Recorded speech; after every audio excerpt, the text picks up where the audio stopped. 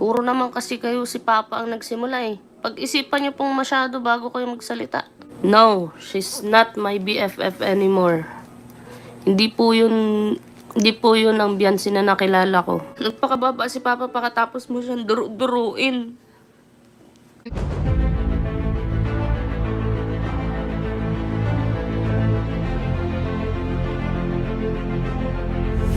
Ayun, shoutout guys. Muli po, welcome to my YouTube channel. Ito po si Kuya July, ang inyong katugang, ang inyong kalingap na muli mo nang bumabati po sa inyo ng magandang araw, magandang gabi.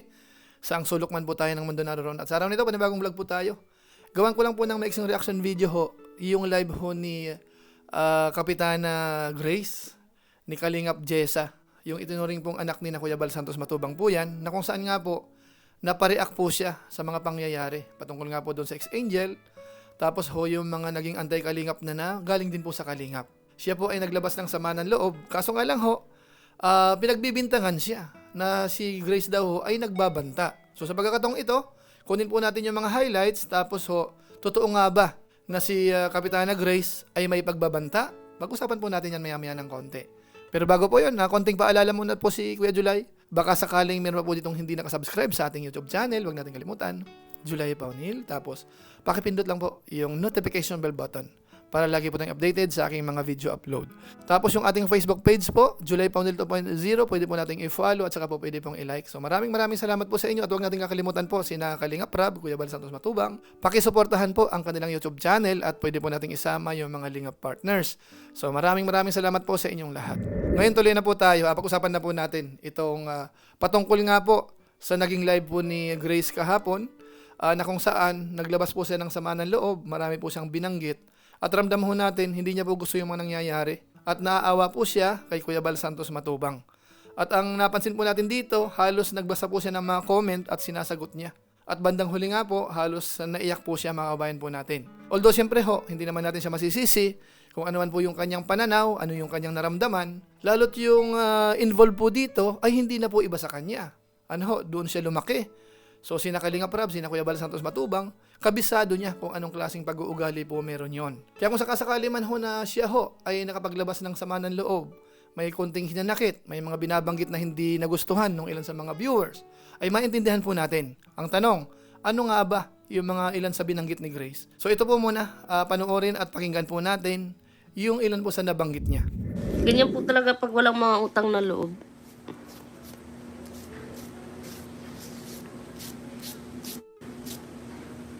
Hayaan na natin sila. Doon sila kikita eh.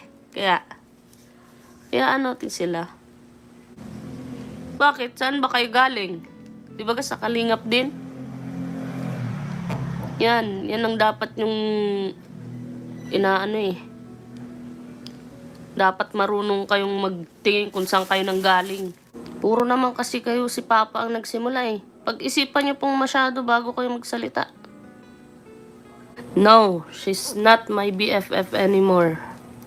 Hindi po yun ang Biancy na nakilala ko. Walang ganun. Walang ganung ugali ang Biancy na nakilala ko. Kaya wag niyo pong sabihin best friend ko yun. Dea alam niyo po ba yung manggigigil ka na lang kasi hindi maganda yung sinasabi sa magulang mo. Kakainis lang po, sobra. Opo, nasasaktan ako kasi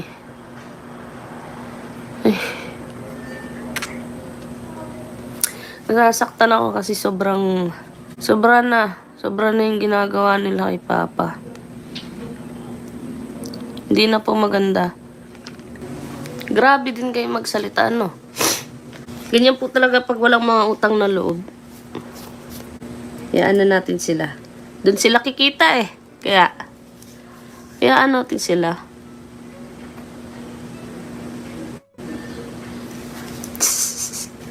Walang madaling lokohin dito. Depende na yan sa paniniwala mo. Bakit? Pinagtanggol ko naman po sila. Opo, ganun yung nararamdaman nila. Pero dapat po, nagtahimik na lang para tumigil, diba? Kasi lahat naman po kami nagsasabi kami kay Papa noon. Kaso nagtuloy-tuloy po sila. Palaban din po kasi sila eh. Palaban din kasi kaya Walang pinatunguhan. Kaya nga nagpatulpo, ayaw siyang tumigil araw-gabi, pambabalawra sa kanya. Nagpatulpo kasi nga po, may nagsulsol. Wala pong pambabastos na nangyari. Ito po ha. Nung una po, nagtitiis ako kasi sabi ko, magulang yun ang best friend ko. Nung una, tinitiis ko lahat. Tiniis ko lahat. Nare-respeto ko po sila. Sabihin niyo po, Manilyn Noblesa, kung asa ng dun, walang respeto ko. Nagpakumbaba na si Papa na makikipag-usap na. Nagpakababa na si Papa, tapos nagpakababa si Papa pagkatapos mo siyang duru-duruin. So yun mga kabayan po natin. So maliwanag ho, talagang masama po ang kanyang loob. At hindi po tayo magtataka dahil sa inyong kaalaman po, si Ex-Angel ho ay best friend niya. Kahit po may mga issue na po nung mga nakaraan, sila po ay nag-uusap pa rin noon. Kaso nga lang ho, dito sa pagkakataong ito, talagang hindi na maiwasan. Kagaya nga po ng sinabi ko kahapon sa aking live stream, nag-iba na po yung sitwasyon sa ngayon. Dahil nga po, lumala na po ng lumala yung mga pangyayari. Hindi na po nagkapatawaran. Kumbaga ho, kanya-kanya na pong pamumuntos sa bawat isa. Sinisisi yung magkabi-kabila. Sinasabi ng mga nasa kalingap, kasalanan nila. Sinasabi naman po nila, sila naman po ang inapi. Kasalanan naman po ng Team Kalingap. So yung bagay na yan po, irerespeto natin, mga kabayan po natin. Depende po sa inyo, sa mga viewers ho natin, kung kanino po kayo papanig, kanino ho kayo maniniwala. Bagamat tayo po, may sarili po tayong opinion patungkol po sa bagay na yan, dahil nasubaybayan po natin kung ano po yung mga nangyayari. Ang masasabi ko lang po, kung sakasakaling may nakapagsalita ng hindi maganda, sigurado ho yan, may pinanggalingan yon. Ngayon kung aalamin natin, sino nga ba ang nag-umpisa? Kayo na rin po ang bahala. At alam po namin, malinaw po yan sa lahat. Pero dito po sa mga binanggit po ni Grace, mga kabayan po natin, pinipilit ko pong intindihin siya. May mga bagay-bagay po siya na mga sinabi dyan, bagamat may part din po na medyo galit din po siya. May mga nabanggit din po siya na medyo masakit din po, mga kabayan po natin. Pero siyempre po, kailangan po nating intindihin kasi may pakiramdam po siya. At alam ko po na may mga pinaghuhugutan din po yun. Lalo sa kanyang best friend, tapos yung iba po na mga nagsasalita ng hindi maganda sa kalingap, nang iinsulto, pinagtatawanan si Kuya Bal Santos Matubang, alam niya po na sila po ay natulungan ng Team Kalingap. Kaya kung sakasakali man pong ganun ang maramdaman po ni Grace, dapat maintindihan din po natin. Ngayon ang tanong, si Grace ho ba ay naiintindihan nyo or masama siya para sa mga viewers ho natin? Pwede nyo pong i-comment po sa baba yung patungkol po sa tanong ko na yan, mga kabayan po natin. Ngayon naman pupuntahan po natin yung sinasabi naman nung marami. Kasi after ho kasi nung kanyang live, may mga nag-reaction, may mga post na sinasabi nila, si Grace di umano ay nagbabanta or nagbanta, mga kabayan po natin. So ako naman ho, pinanood ko naman po ng buo yung live na yon.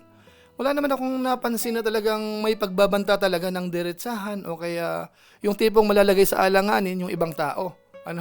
So kuha po tayo ng konting clips po. May 3 po akong napansin po doon na baka yun po ang iniisip ng ilan. So i-play po natin. Wala din po yan. May ano din po yan. May araw din po yan. Hayaan nyo lang. Grabe po talaga. Grabe lang. Madadala din po yung mga yan. Lahat naman po may hangganan. Pikon lang po talaga ako, lalo dun sa baby shark na yan. Niyaan ko yun kasi sabi ko, mama siya ng best friend ko, pero alam nga po namin may mali din kami. Pero wag na po kayong mangialam. May araw din kayo. May araw din kayo. Kailangan masasabi ko. So yun mga kabayan po natin, malinaw ho ba? So may 3 part po doon na baka yun po ang minasama ng ilan sa mga viewers. Yung isa po doon, nabanggit niya, may araw din kayo. Tapos yung isa pa po, lahat naman may hangganan. Tapos yung isa naman, nakabig po nung una, may araw din kayo, madadala rin yan, mga kabayan po natin. So ano po sa tingin po natin? Iyon ho ba ipagbabanta? Siguro po dun sa 3 na yon, ang napansin ko po na medyo baka bigyan ng hindi magandang kahulugan, ay yung may araw din kayo. Pero para sa akin ho, pag sinabing may araw din kayo, hindi yun ibig sabihin, ikaw ay papatayin, o kaya gagawan ka ng hindi maganda. Ang intindi ko po doon, yung tipong halimbawa yung nagsasalita ay medyo inaapi, o kaya pinagsasalita ng hindi maganda. Ang tinutukoy po doon, baka mangyari din po doon sa kabila. Ano, yun pagkakaintindi ko po, pakituwid ba ako kung mali ako? Pero sa abot po ng aking iniisip, parang yun po ang kahulugan nun. Hindi ibig sabihin, sinabing may araw din kayo, yung tipong may mangyayaring masama na po sa inyo. Kagaya halimbawa ng may papatay sa inyo, kung ano man. Malayo po sa ganun mga kabayan po natin. Kaya para sa akin parang wala naman akong napansin na pagbabanta po doon. So ang tanong, bakit sa iba, sinasabi na may pagbabanta di umano si Grace? Ito, kababaing tao bata pa, sa tingin nyo ba, magbabanta yan mga kabayan po natin? So kayo na po ang bahala. Kung sa tingin nyo po may pagbabanta, ay bahala po kayo sa buhay nyo. Pero sa panonood ko kung pinilit ko pong intindihin, parang wala naman mga kabayan po natin. So pwede nyo pong i-comment po uli kung ano po sa opinion ninyo. May pagbabanta ba si Grace or wala naman? Ano po? So yan lang po muna siguro ang ating mixing reaction video po. Patungkol nga po sa saloobin ni Grace na kanyang binitawan sa social media. At saka yung isa sa paratang na siya daw po ay nagbabanta naman doon sa ex-beneficiaries o kaya kung kanino man mga kabayan po natin. So maraming salamat po sa inyo. Kung inyo naman po itong nagustuhan, pwede po nating i-share. So muli, ito po si Kuya Julay, ang inyong katugang, ang inyong kalingap na pansamantalang nagpapaalam po muna. Kita-kita ulit tayo sa mga susunod ko pang vlog. Maraming salamat sa inyong walang sawang pagsuporta po sa ating YouTube channel. Pagpalain nawa kayo ng Diyos, mabait tayong lahat. God bless. Bye-bye.